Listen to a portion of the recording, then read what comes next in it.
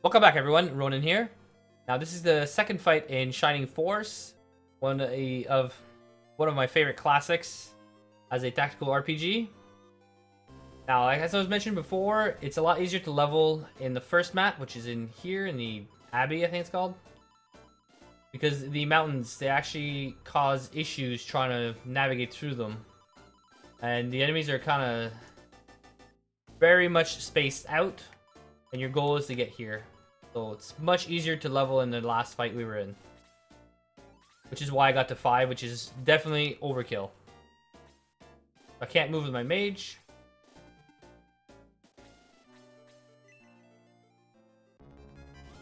This can cause issues depending on who can move after. I think Gong is actually really good at moving in the mountains.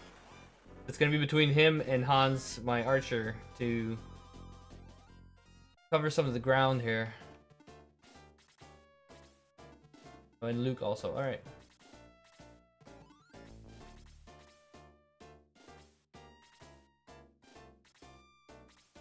Hopefully... Alright, they're moving back.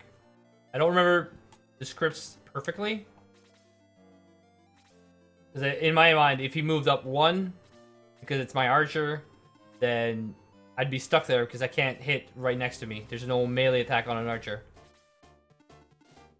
Looks like it might work out. They're running away. Again, it's not that challenging, especially when you know where the enemies are moving.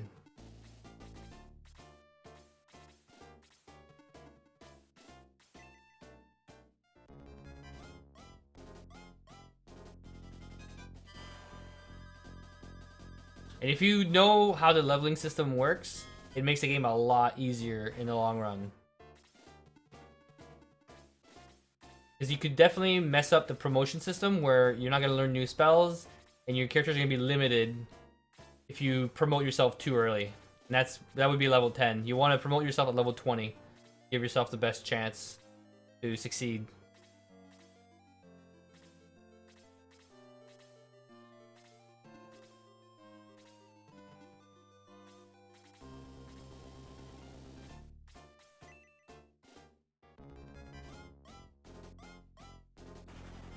The XP you get is a huge change. Like right now I'm only getting 2 XP because it's not really a high level mob. What? My Steam controller's acting up. Go figure. But on killing blows you get a lot more, up to a max of 48, which is kind of what prevents you from power leveling your characters. But you want to get those killing blows in to actually get the maximum amount of XP you can, and you want to try to feed those to your low level characters and your healers so you can level them up.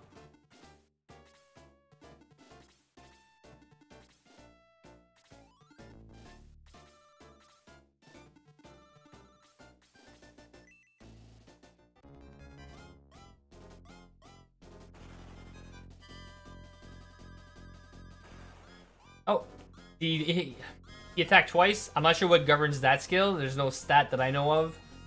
Probably just a hidden luck stat where you can either crit, hit twice, counterattack. They just seem to appear. They just seem to happen randomly.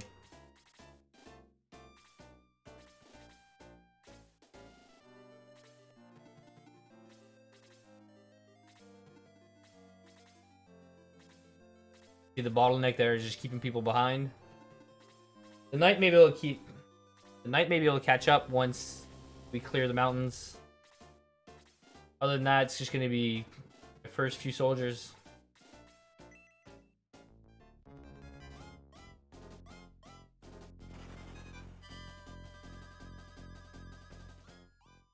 You need 100 XP, like most tactical RPGs, to level up. So every level it resets at 0. Then you need 100 to get back to the next level.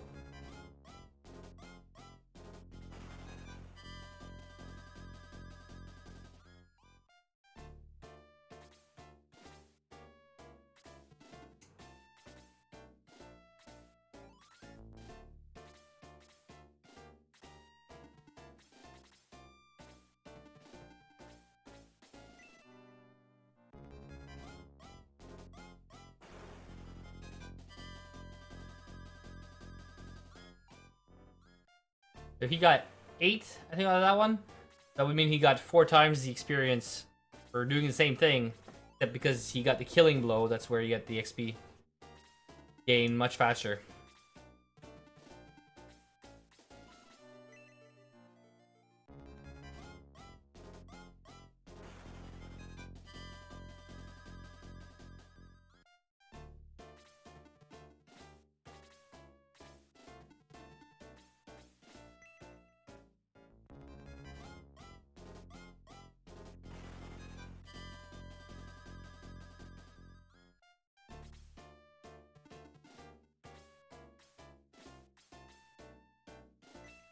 However, not like I'll lose anything. I'm over leveled anyway.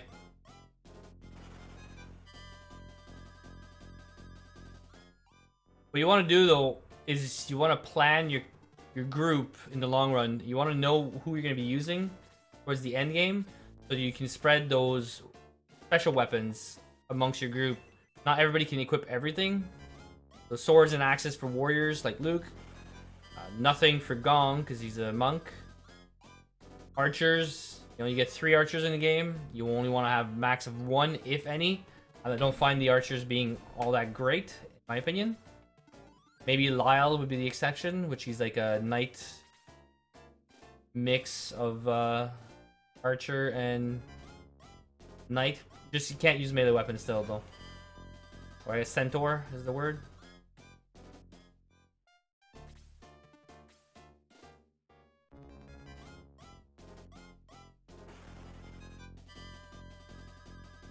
And also, towards the end, some weapons have special abilities that you can use. But if you crack the weapon, you gotta be careful and go repair it before it breaks. And it's gone forever.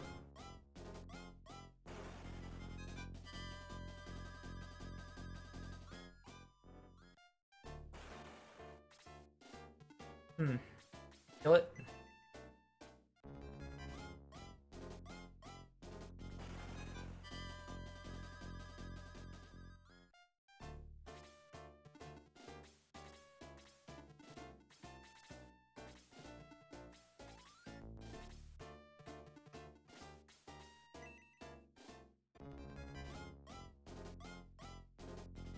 It says dwarf, but they're pretty tall. That doesn't really look like a dwarf to me.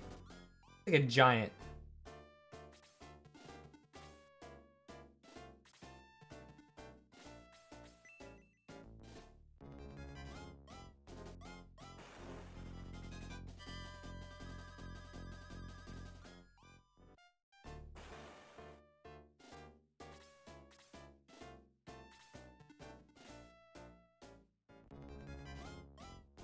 In general, your defense is high enough. The formula is poorly calculated. You'll generally only take 1 damage. The more I play this, the more it's like, okay, this was the starter. This is what started the genre. But it's just, there's a lot of flaws, which I overlook because of nostalgia.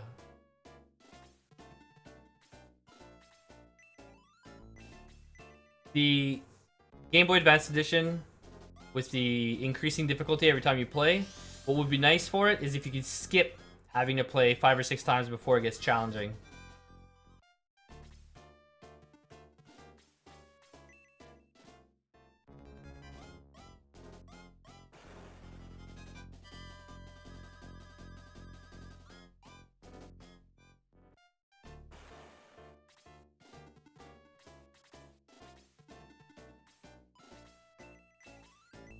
Get the XP. If you heal somebody that's full health, you get no experience. I think that changes in the Game Boy Advance version and in the second version in Shining Force 2, which I'll also be playing as soon as I'm done with this one.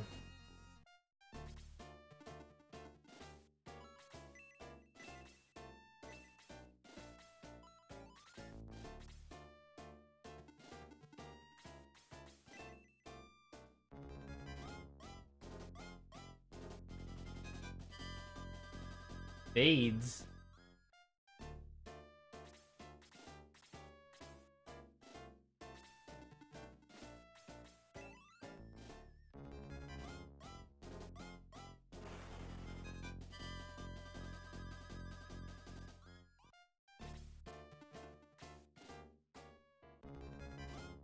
All knights are centaurs, by the way. They have no legs.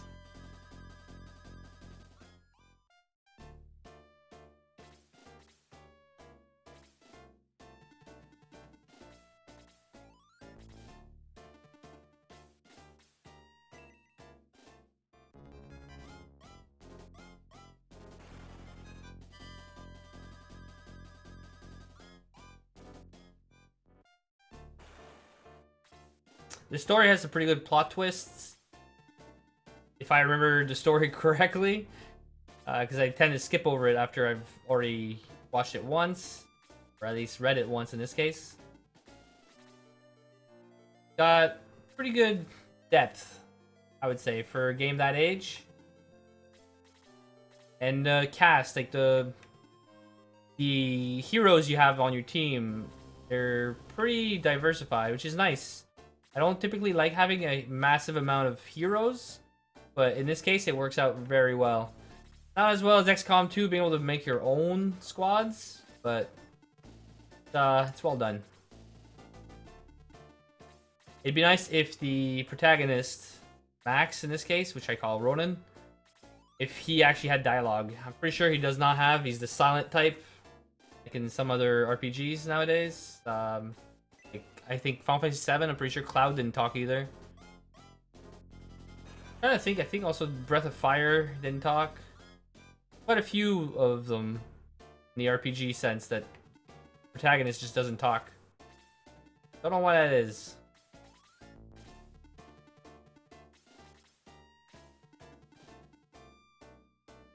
May as well.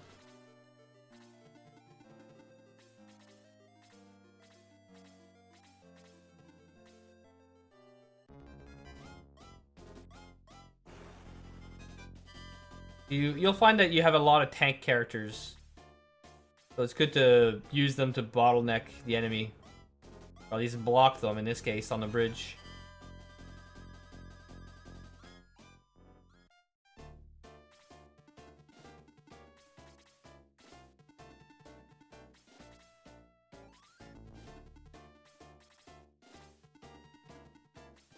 And like I said, there's triggers. They were not going to move up until somebody was on the bridge, I'm pretty sure.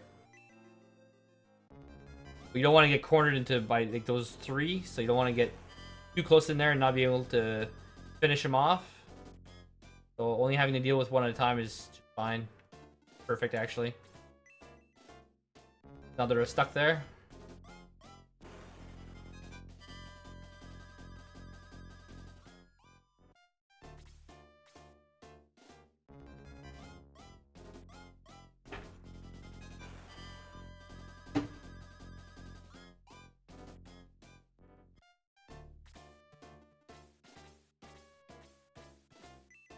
This would be nice if Ow, my mage, could actually get in there and get a hit off. She could hit all three in one turn. But it's fairly rare, because you can't hit an empty tile. You have to target an enemy. So right here, Blaze. I wouldn't be able to hit anywhere else. Even though it's in her range, that's the only target I can hit. And there's only one spell that has a bigger AoE than this. And that's Lightning, and you only get it on one mage, I think. It's not until way later in the game when you can actually use better spells. Tau only ever gets fire, and I think poison or something. I think poison is useless.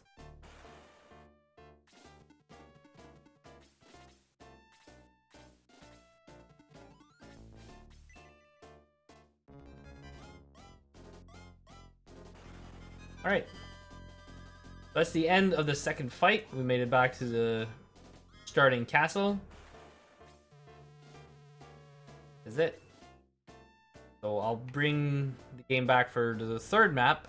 Thank you all for watching. Don't forget to like, share, and subscribe if you enjoyed the video. Hopefully you want to try to at least play this game. It is a very good game to play. It just gives you a look at the classics of this type of game. Have a great night, everyone.